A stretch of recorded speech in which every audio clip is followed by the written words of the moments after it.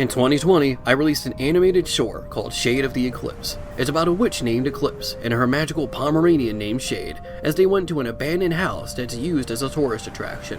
This house is said to be built around the same time as the Salem witch trials. They go inside and start a ritual that summons a monster known as the Reassured. They work together to slay this beast, and that just leads to one question many have had. Why summon a monster just to kill it? The truth is that this monster is actually the soul of a witch, killed for simply being what she is, leading to her soul remaining in her old house. The appearance they have taken is their rage in physical form. They no longer see or act human, as their anger and despair have taken over. Eclipse herself is a modern-day witch that dedicates her life to finding lost witch souls and killing the monster they have become to set their soul free. But who exactly are Eclipse and Shade? As already mentioned, Eclipse is a modern-day witch, though she keeps it a secret in fear of kickstarting a modern witch hunt. Many witches like herself live in secret for this reason, so Eclipse lives a lonely, secluded life to protect herself and her kind. On a walk home, she found a Pomeranian puppy in an alley. This pug had a strange color scheme with black and reds. Not red as in the natural fur color of red, but crayon red. It was weak, shivering, and scared, but it tried to defend itself when it saw Eclipse. Electric sparks came from its body as Eclipse realized that this Pomeranian pup was a witch as well. An animal being a witch? She decided to earn its trust and take him home, out of the cold shade. The two have become inseparable, as they were no longer alone. Eclipse herself is antisocial, but straight to the point. This is intentional, as she fears that if someone gets too close and learns her secret, then it will cause trouble for not only her, but all witch kind. This is why she comes off as disinterested when she's really the exact opposite. She craves attention but knows the risks it represents. So she has very little friends. Shade himself is energetic, playful, and protective.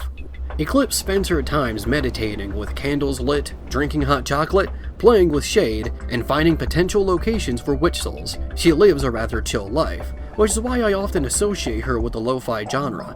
Despite this, she can never sleep as she has insomnia.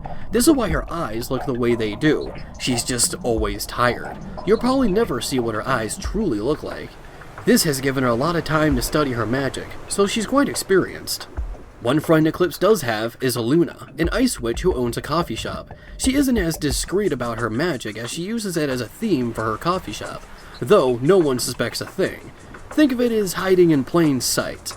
Luna and Eclipse get along, as they have a common secret and both are chill. But this isn't the first version of the character. Eclipse and Shade were actually created in 2014 for a sketch webcomic that never got completed called Bloody Madness. There, Eclipse was much taller and skinnier, and her personality was much more bubbly and curious. She wasn't a witch then, but her relationship with Shade was the same.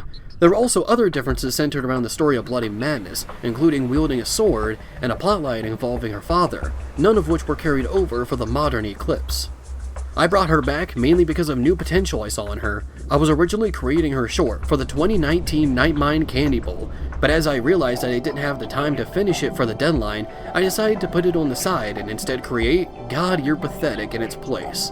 I changed her body type to make her easier to animate, shortening her and giving her more cartoonish features. I also made her wider and thicker as a way to even out her size, using the sizes of video game platformers as a reference, which are typically shorter and wider in some way. This means that if I ever wanted to, I could potentially create a platformer with Eclipse, but that's just an idea. Her proportions were also inspired by the art of Twitter user @BewitchedInc, who also served as the inspiration for Eclipse's witch aesthetic. Shade required little to no alterations for his redesign because he's already perfect.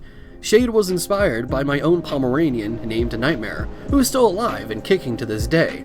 Just like Eclipse and Shade, Nightmare and I are best friends, and I'm glad we can continue to do so for a decade. And here's to many years to come.